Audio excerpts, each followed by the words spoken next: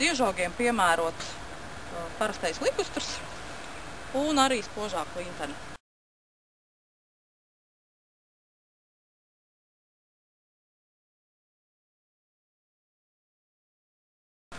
Abi divi izplatīti Latvijā bieži sastopami diežogu materiāli, blīvu zarojumu, spēcīgi augoši.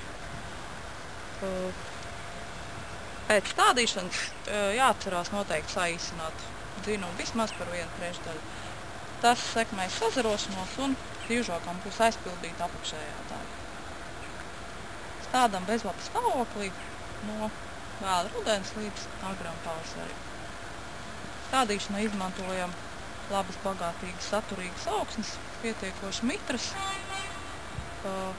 saulaina vieta pusēna, likustram varētu būt arī vairāk noēnots, un augsni vajadzētu uzturēt pietiekoši mitru, lai ir spēcīgs pieaugums un jums blīvs un skaists necaurredzams diežogs.